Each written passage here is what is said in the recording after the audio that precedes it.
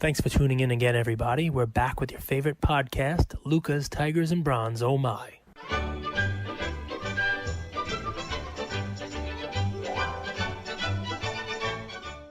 Welcome to the show. Welcome to the Lucas Tigers and Bronzo Mize Sports Talk Podcast. Okay, Okay. we're a little bit different, a little Saturday special. Nice. Cage, we're talking about something cool. Let's bring it to Luca Nation. So, I think the reason why Luca and Trey cards get a ton of attention is because they're kind of benchmarks for the rest of the market, right? Yep. Tone centers. Yep. And we were talking about it today, and I feel like there's patterns emerging in the market, and one of the patterns is buy in the offseason, sell the hype, right? And we were talking about Trey, specifically looking at Trey card prices exactly last offseason in October. Yep. Do you remember what some of those prices were? Because we compared relative to performance, not by the actual price of the card, and I think it was really telling. Yeah, well, I mean, in the preseason, there was a run-up. So that's what we were talking about on this stuff, right? In the preseason last year, there was a run-up. And, when the season actually started, not that they tanked or anything like that, but they actually came down a bit, as the season was going on. And then they've climbed from there. But basically, the thought that we were getting at there was that you're seeing that run up now the same way there was a run up during the preseason last year. And the question is, does it do the same thing that it did last year? And that's in season, come down a little bit, a la what you were talking about with, like, say, Kyler Murray, right? Mm-hmm.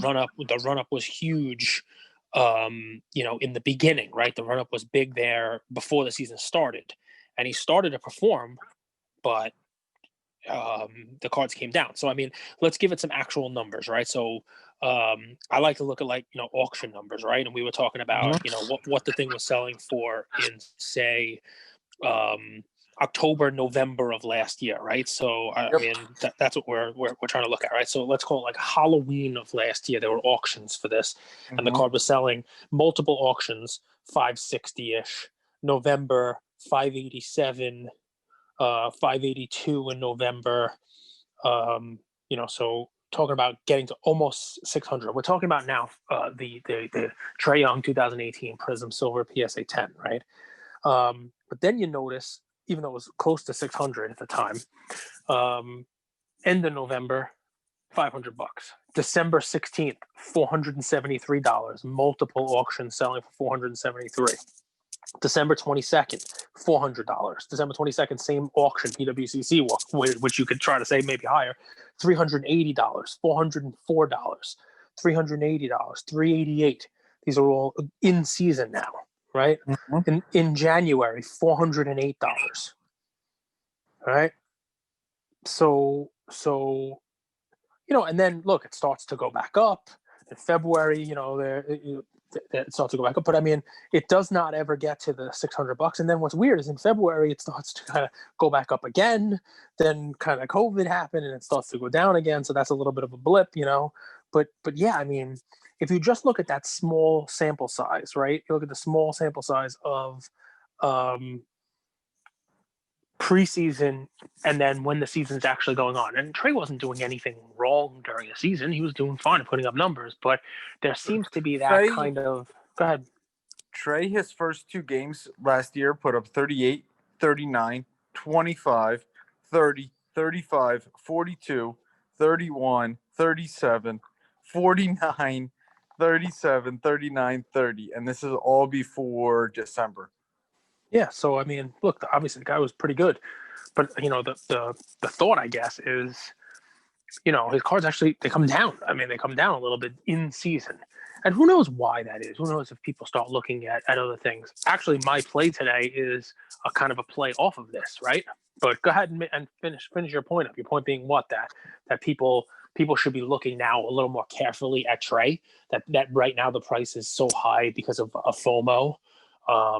That people are actually overpaying? No, not at all. I just think there's a lot to be learned from history and patterns. And I think this pattern isn't something new. It's a pattern that's repeated itself where the season ends, there's a drop off. Then, with season approaching, there's a buying period. And then, when season starts, regardless of performance, there seems to be a dip or a correction where cards start to move from again.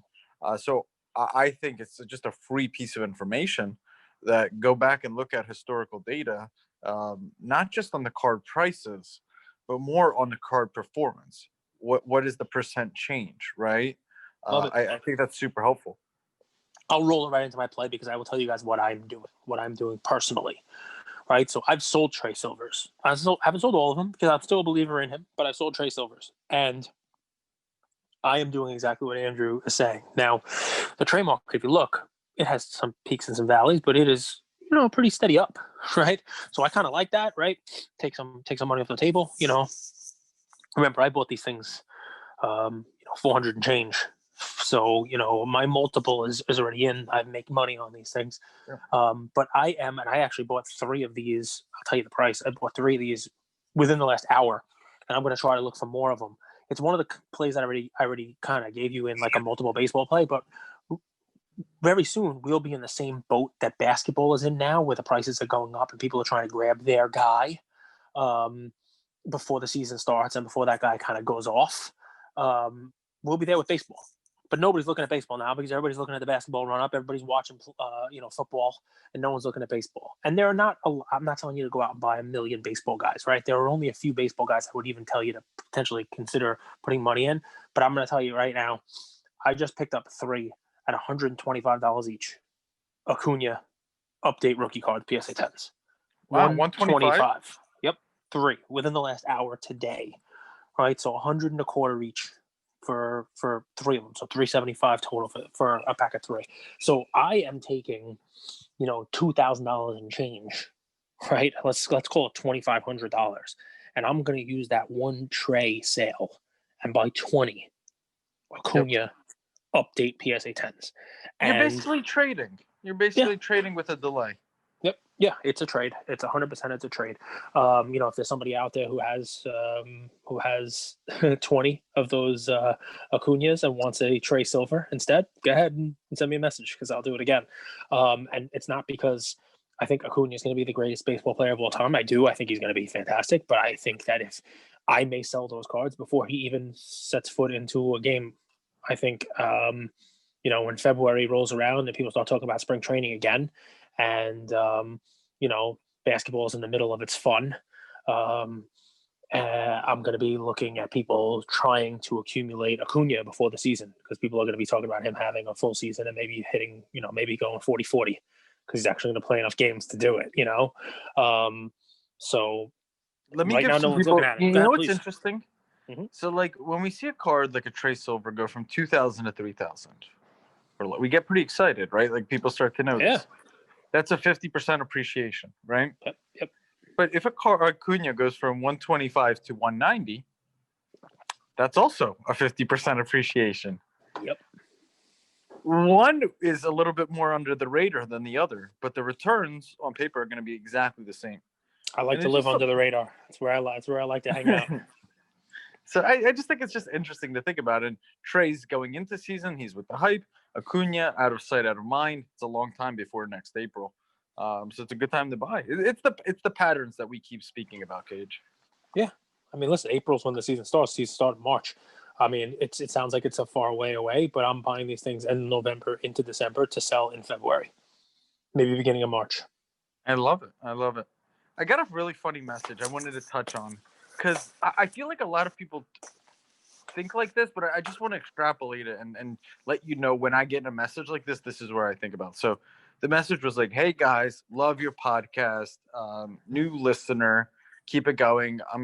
You have a fan for life. P.S. When Cam Reddish pops off, remember me." And here's what you could apply this to. You could apply this yesterday's to episode. I brought him up. I brought Cam Reddish up, and I know I mentioned to our audience that you don't really love him, so that's funny. Well I want people to know I try to stay objective as a human can. We all have our biases and things like that. But that statement, let's break it down. when Cam Reddish pops off, I think people need to understand that there are factors that go into a player being able to pop off, right? I think that's super, super important. I'm going to use the example of Tyler Hero. Tyler Hero was in a perfect scenario, in a perfect opportunity to come off the bench and run the second unit and get shots and get freedom and have the ball in his hands and be able to play make. So it wasn't that Tyler Hero was really good. He had that. Cam Reddish is really good. All these guys in the NBA are very good players. That's not enough. That's not enough for someone to pop off. What you also need is usage. You need plays. You need a coach that buys into your game and gives you opportunities to run that offense. Now, let's look at Cam Reddish, for example, and you could apply this across the board, right? For example, if Russell Westbrook would go to the Knicks, for example, that would hurt RJ Barrett because he would have less of the ball. That doesn't make RJ Barrett worse of a player. That makes him slightly worse of an investment from a sports car perspective because he has less usage. He has less opportunities. Now, Cam Reddish is on a team with 5'6" guards. That team, he's not going to get a lot of play. Now, if you think that Cam Reddish might, have a good year that gets him more touches in the following year, I see that. But just keep in mind, and I think this is super important, sometimes we live on a pipe dream without embracing reality. The reality is not all guys' situations are created equal. You could have the same playmaking ability, talent, skills, shooting, but two different situations, and that should change how you invest. So just please keep that in mind. Keep that in mind. Look into that. That's another angle that going into season, if you do your research, you could see which guys will have more of the ball so that they can have more shine. And contrasting that, which guys will have less of the ball and less opportunity to play off. I love that, and I'm gonna roll it into it's not a coffee with Andrew thing, right? But the message that I've gotten in the last, let's call it since Wednesday, but it ramped up again today. Everybody knows my love for Devontae Graham. Everybody knows that's my guy, and I've gotten so many questions about his cards. What do you guys think? What do you think about his cards? What do you think about what's going on with Charlotte? And now it first was with LaMelo Ball coming there, and that's a guard. Devontae's a guard. They have big money into Terry Rozier, and of all three of those guys, Devontae will be one of the lower paid. I mean, LaMelo will be on a rookie deal, but LaMelo's getting third round draft pick money, and Devontae was a second round pick, right? So that'll change if they want to keep him. But today they signed Gordon Hayward. He's a forward, but stay with me here. LaMelo Ball is going to get his shots, and he's going to get his opportunity to handle the ball. Gordon Hayward is, I think last I checked, was like a 17-point player, 17-point a game player. I mean, it's not a 30-point a game player, but it's a 17-point a game player. They have Terry Rozier, who, had similar numbers to Graham last year. You would expect PJ Washington in his second year to take a step forward. You expect Bridges in his third year to take a step forward. You expect all these people to take a step forward. And it leads to the question of, which one of the categories that you just described does Graham fall into with his new situation? Does he fall into a situation where it's actually better for him, or does he fall into worse? And I can almost make an argument for both. And then I want to hear what you think. What I've been telling people is I'm really 50-50 on Graham. The first thing is last year he had no one around him, which allowed everybody to basically triple team him. When he got the ball by the 3-point line after he had his run of a couple games, 10 3-pointers in a game, they were just double teaming him and saying, get by. And not until the end of the season did he look like he could actually do something when he got by him. They were double teaming him at the 3-point line, and he, his mid-range jumper, a little teardrop, it wasn't good in the beginning. He got no foul calls going to the rim. I think he has to work on drawing contact a little bit better instead of trying to avoid contact. It's a different NBA, right? And when he did get to the rim, he was not very good at finishing. He was one of those guys that for a while there had a better shooting percentage from outside three than inside, which is tough to do, I think. But he did improve on all of those areas as the season went on. Obviously we haven't seen him for almost 9 months, so it's going to be interesting to see that whether or not he's worked in the off season. But one line of thinking is you throw some talent around him. You throw a Gordon Hayward out there, a LaMelo Ball out there, and a team that's going to progress. And Devontae should get more looks He should get more open looks. He shouldn't be double teamed as much. There should be more scoring opportunities. They were one of the worst, if not the worst, scoring offenses in scoring opportunities last year. They didn't have that many they didn't have that many possessions. I mean, they just really were not a team that was good at creating offense. They're one of the lower scoring teams in the league. But you flip that to the other side, and there's only so much sweet potato pie at the Thanksgiving table, and the big guy likes to eat. And last year, there was nobody fighting Devontae with a sweet potato pie or the stuffing or the mashed potatoes or anything else that was on that Thanksgiving table. And now he's got a whole table full of guests, and everybody wants to eat. So, the flip side to the equation here is, if Gordon Hayward's going to be getting his points and LaMelo's going to be getting his points, and you expect P.J. Washington to get his points, and maybe Terry Rozier actually shows up this year and is the player that the Hornets thought that he was when they paid him, what happens? What happens to Devon? Do his numbers go down? I mean, do his assist numbers go down?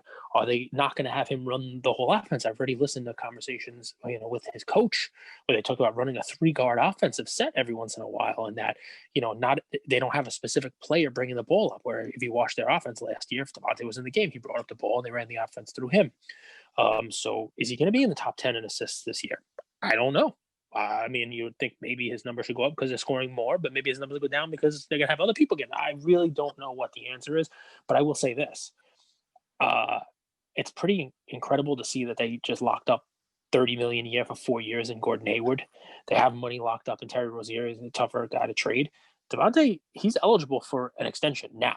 Like they talk about giving him an extension now. There have been rumors about that happening. I don't know whether they do that now. I don't know whether they commit that kind of money to him now. I don't know if they can. He could leave. And we were talking about this with other folks on the show, right? We were talking about with Brett from Stacking Slabs about Trey. That Trey might not be an Atlanta guy. He might be somebody who moves on to Golden State or wherever it is.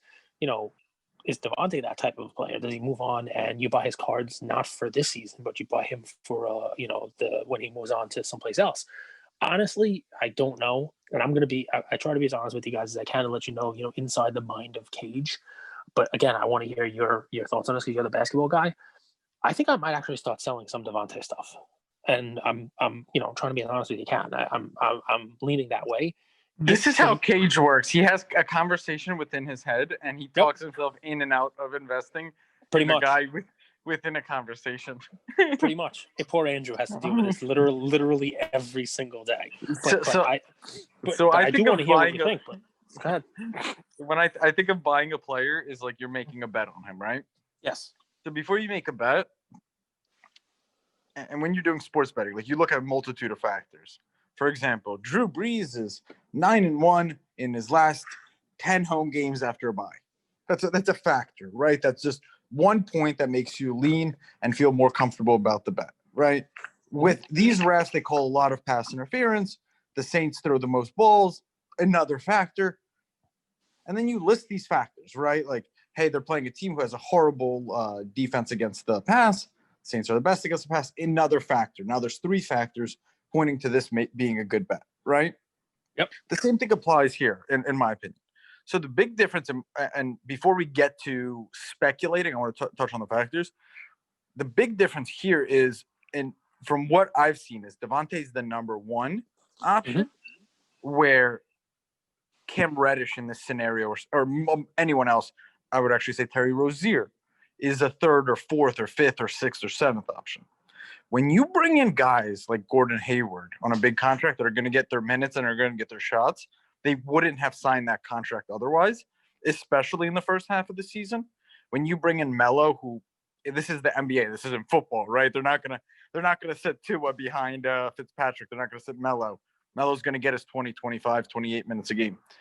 I think it hurts a Rozier. I think it hurts a Mikal Bridges. I don't think it hurts Devontae and here's where you get to decide if it's bet worthy. If he does take that next step, is he hands down the best player on that team and the best playmaker and the best scorer? If you think yes, I think these moves benefit him. If you think he's going to be playing in the shadows and now feel disappointed or doesn't want to deal with the competition, then I wouldn't make the bet. That's the bet, in my opinion. Because if he could take that next step up, I think that they're a 4, 5, or 6 seed in the East. I think he's going to be averaging very close to a double-double. I think Hayward, Melo are going to help him get more buckets. I think he's going to get free looks. I don't think he's going to get doubled sometimes. I think he's not going to have the pressure of scoring because we think about one-on-one defense as a big deal. Believe it or not, it's really physically taxing to shoot 20, 30, 40 times a game. It's tiring. It's tiring on the legs. And they have games every other day. So I personally, Cage, think it's going to benefit him. If you think he's as good as he is, and he's the number one option on that team. I think, to me, Terry Rozier is clearly not even close to Devontae. So I think it actually makes Devontae a buy. That's my 2 cents. All right. This is what makes this show fun. You think Acuna's a buy at 125? Yeah. Yeah, me too.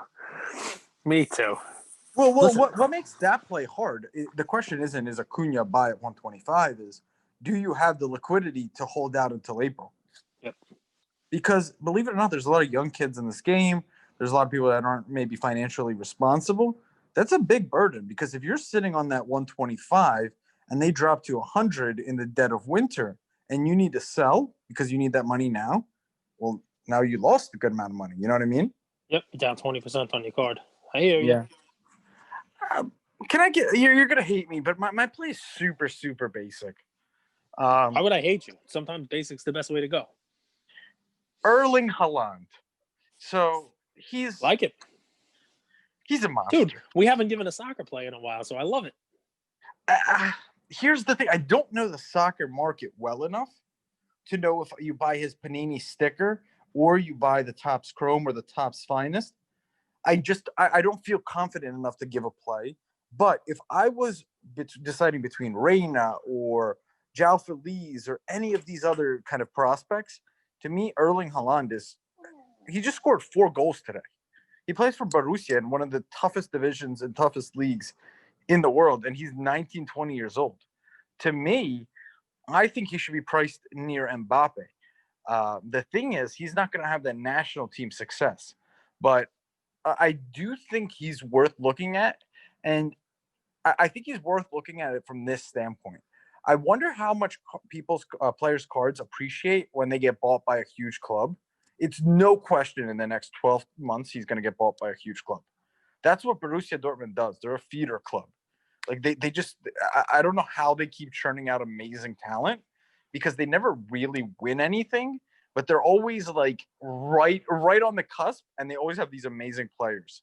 And once again, they have this stud that they're going to make a ton of money on, and I think he goes to the Prem. I think he will do really well in the Prem. Well, so that's my play. I like it, except for the fact that I had 2 PSA 10s rookies of his card, and I sold them both already. So this is my deal, man. I sold too early. Well, let me look it up. You had the Topps Chrome, right? The Topps Chrome, the Bundesliga Chrome, 2 of them PSA 10s. I sold for 6 and change for each one of them. How much? I'm going to check how much they go for now. Haaland, and it's Haaland, Topps Chrome PSA 10. I would imagine they're right around that number still. Yeah, 629. I say the last one sold for, so it's right around the same. Yeah, 635, 629. Yep, 580. It looks like one sold for this week. So yeah, that's what I sold them for. But I mean, come on, I bought boxes, open up boxes for those. Yeah, and graded them myself. So I was into those cards for next to nothing. I saw a Panini sticker on eBay. Mm-hmm. For 2,600 or best offer in a PSA 10. That's a nearly impossible grade at a PSA 10. And that's an interesting play. I think that's expensive. But I think it's worth taking a look at Panini stickers because it's kind of cool. And I think it's an interesting play.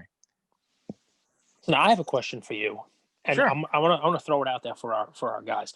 By the way, when we do episodes like this, it pays to listen and respond. We had Preston Amato responded the other day to what movie your system was, the system for eating pancakes, so that the bottom pancake gets as much as the top. And we did our first Luca's Tigers and Bronze breaks last night. And as a gift, I said, if you pick the movie, I'm gonna give you a gift. We opened up a box of Topps Update for Preston Amato. Free, just as a gift, as part of our breaks, just to have some fun. So guys, if you hear me drop a movie line or where, hey, come on and comment, or if you're listening to this, go ahead and throw something in. Please comment, because you never know. You join us for breaks, which, by the way, a little side note, we had a really successful night last night. We broke a lot of boxes of playoff football 2020. We have some left. If anybody's listening to this and wants to break a box, let us know. I'll go on live whenever. But we had a specifically planned event last night. We broke a lot of stuff. We got some really cool cards. It was a fun hangout for 3-4 hours, and got a lot of Luca Nation in there. If anybody wants to break or get involved in that, if you guys think that's a good idea to have like a recurring thing, let me know, and we'll 100% do it. But so here's my thought, and Andrew, you're good at this, so I don't know if we do it as a question and answer, or if we do it just as a post and let people respond. But I've been thinking about this since we had on the Real 27 guy, Adam, and reading his magazine, the Basketball Fanatics magazine, which, by the way, we're going to post about also, and maybe we can tie it in. This question I'm going to ask. I want to know, not just basketball, though. I want to know all sports. I want to know from our listeners what they consider an iconic sports card. What are, in your mind, iconic sports cards for each sport? That's what I'd like to have, that topic conversation. Andrew, maybe, we can come on next week in a couple of days after we give our audience kind of the ability to answer that, and talk about what would be our iconic cards, not just who's the GOAT in a sport, not a Mount Rushmore. What is a card that you consider iconic and why? And it's part of what Adam, the Real 27 guy, was talking about, but mostly just for basketball. And some of the answers he thought were a little surprising. So I'd like to hear from our audience. It's funny. I went for a walk with my son today, and I said, "Hey, buddy, what do you consider like the coolest cards out there? What are some of the coolest cards?" And he said he had a bunch of them, which weren't a surprise to me. And he goes, "I like the LeBron 2012 Prism card." And I said, "Really? Not like his rookie card from 2003, not that chrome one where he's jumping?" He's like, "I like that card, but no." I said, LeBron didn't become LeBron. This is my 7-year-old, right? My 7-year-old son. So LeBron didn't become LeBron until he put on that Heat jersey. That's when he won a championship. That's his first card that I know of in a Heat jersey. That's the 2012 card. It's not exactly an iconic pose, but he says it's Prism and it's him in the Heat. And I'm like, all right, dude, I can't really argue with you. I mean, you make a lot of good points, but it's not a question. It's not a card I would have thought of myself. So I'm curious what you guys think. I'm curious, what you guys are, not just basketball, but we'll throw a question out there, guys. But we'd love to hear your thoughts on what are iconic cards and why. Does that make sense to you? Yeah, I watched an awesome video today by a breaker, a dealer. He made a cool video, and he studied the population of silver Prism over the years. Right, it started in 2012, and now it's 2020. And what's super fascinating with that LeBron card is how much the pop for the silver LeBron has gone up. So in 2012, for example, PSA graded 64 LeBron Prisms. Mm-hmm. The next year, they graded about 75. That's 2013, or how many 2012s? No. So in 2012, PSA graded 64 PSAs 10s. Okay. And the following year, they graded 75 PSA 10s. Mm-hmm. And from there, the numbers grow exponentially to the point where this year they graded 2,200 PSA 10s in the silver. And why do I say that? So we all know these things. Silver's the word, refractor's the way to go. Prism's the way to go, and it's respected. But then you realize when you look at that pop, not all Prism is created the same. And what I mean by that is it literally falls in line with what you just said, iconic cards, right?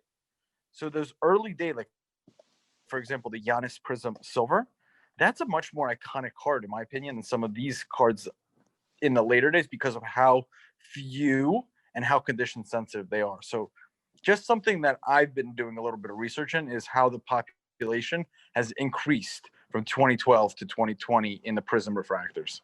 Yeah, I mean, it's definitely going up. But because here's how it applies. Like Luka's this upper echelon. So, but let's take a step down. Let's take a look at Zion for just 2 seconds, right? Mm-hmm. As an investor, so of course you think he's gonna do well, he's gonna improve, whatever, you're gonna get in shape, all of these speculation. But if he doesn't, it's really important to understand how high the pop is, and if he doesn't for whatever reason, how does the demand maintain that price? Right? Do you know what I'm saying? Like, yeah, of course. when there's 130 out there graded, okay, you'll see 1, 2, 3 on eBay, some panic sellers, right? Yep. But you're not gonna see a flood of silvers like you would if Zion played poorly, because there's a ton of them out there. So just something I'm thinking of a lot about, Cage. Listen, it makes sense. The only flip side to that is, yes, I'd much rather have a LeBron 2012 or 2013 silver than a 2018 or 2019 silver. But somebody like Zion doesn't have one from those years. So, if you want to get a Zion silver, you're stuck with this one, the one that's got a huge pop. But yeah, I understand what you're saying. I do. I guess the flip side to that is not just with silvers. You look at like the 2012 Prism, just the base cards, right? Do you want to spend $350 or $400 for a 2019 Prism Tyler Hero when you can get Klay Thompson for not much more now? Klay's injured and stuff, but it's always a pop game. It's always a supply and demand game, and what you're doing makes sense, right? You always should be looking at that. That PSA pop report is a really good guide. So, well, if you understand how to use it, right? Like with the Hero, for example. He played really well, and yet his silver only increased by like $100, $200 at the most. The reason being is because every time the silver hit 1,000, there were a flood of new sellers that brought that price back to 900. I think that's important to understand. Right, because there's demand for it, but only up to a certain point. Without getting nuts, because we don't want to make this into too much stocks, right? You're talking about resistance and support. Right, you talk about resistance and support like you do with stocks, right? So when a card falls below a certain level, there are people who are willing to come in and scoop it up and buy it. That's support. But when a card hits a certain level, that's so many people come in, and there are now more sellers than there are buyers at a certain level. That's what's called resistance. So the same thing happens with sports cards, and it obviously seems like, and this better than most because you were really tracking the Tyler Hero stuff, that $1,000 was resistance for that Tyler Hero PSA 10 silver. So. Exactly. There you go. That's your episode. I just wanted to share a few things that were top of mind on this Saturday special app. We will be bright and early Sunday plays. We're going to be capitalizing on last week's momentum, guys. We had another great week. Those couple of weeks of 500-ish picks are behind us. We're back to our usual self of picking some real solid winners for you. So we'll get this one out there now, and we'll see you in the morning for the Sunday NFL specials. Thank you for spending some time with us on another episode of the Lucas, Tigers, and Bronze Oh My podcast. Do us a favor and like, subscribe. You know what? Don't just like and subscribe. Everybody does that. If you like us, tell your friends, tell your neighbors, tell your enemies, tell everybody. And we hope you got something from spending some time with us today, and we'll see you next time. Thank you.